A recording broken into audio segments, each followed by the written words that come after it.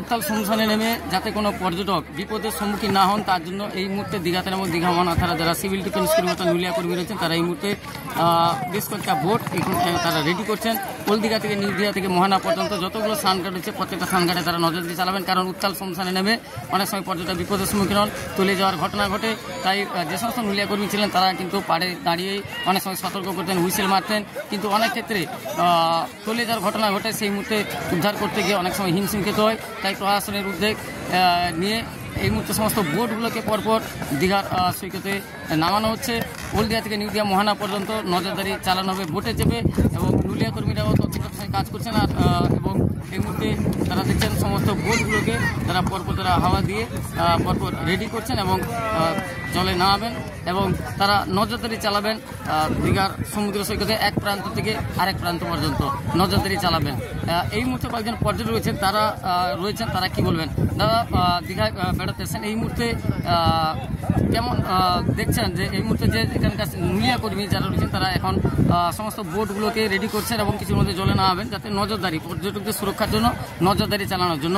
আপনারাও বেড়াতে এসেছেন দীঘার সমুদ্রে নেমে, অনেক সময় তো বিভিন্ন ঘটনা ঘটে, আপনারা খবরেও দেখেছেন বা চাক্ষুষও দেখেছেন। প্রশাসনের যে উদ্যোগ, এই উদ্যোগটা কী বলবেন? ভালো উদ্যোগ করেছে, মানুষের সেফটির জন্য।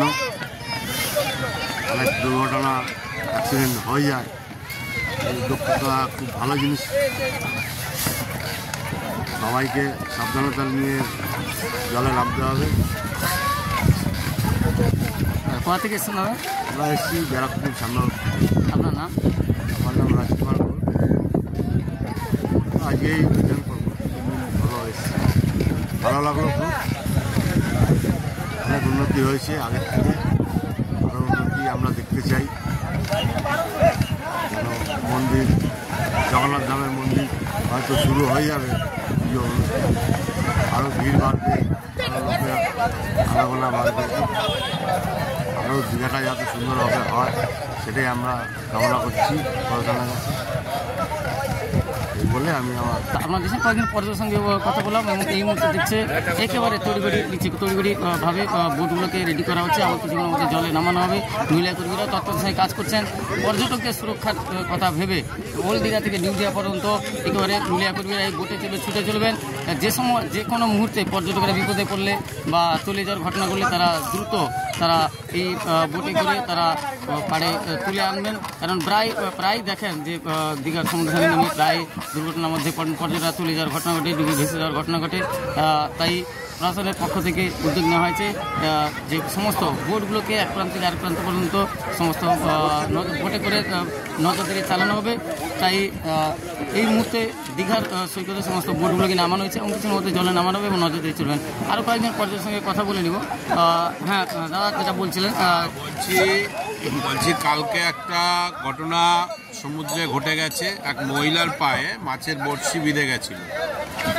আমি প্রশাসনের কাছে অনুরোধ করব যেন এই রকম দুর্ঘটনা না হয়। ভদ্রমহিলার বড়শিটা আমরা বার করতে পারিনি, অনেক চেষ্টা করেছিলাম, তাকে আমরা হাসপাতালে অ্যাডমিট করাতে বাধ্য হই।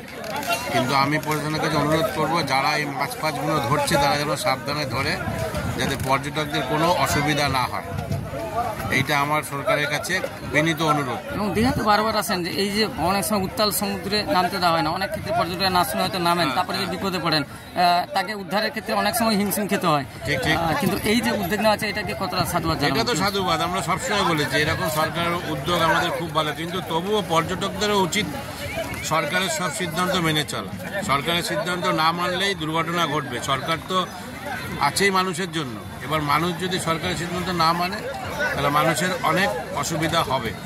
আগামী দিনে আরও অসুবিধা হবে, কারণ উত্তাল সমুদ্র এখন দিন দিন আরও উত্তাল হতে শুরু করেছে। আর আপনাদের কাছে আমার একটা অনুরোধ, দীঘা আসতে হলে এই দাদার ইউটিউব চ্যানেলটা ফলো করবেন। আপনার যাই হোক একটাই কথা বলতে পারি যে দীঘায় আসলে আপনাদের কোনো অসুবিধা হবে না, নিশ্চিন্তে। দীঘা লাইভের মাধ্যমে সবসময় ইনফরমেশন পাবেন, একদম নিশ্চিন্তে দাদার ইউটিউব চ্যানেলটা ফলো করবেন, করে আসবেন। আশা করি আপনাদের কোনো অসুবিধা হবে না। ঠিক আছে, ধন্যবাদ।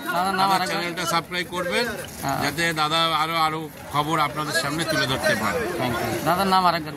শম্ভুনাথ পাল, শ্যামনগর।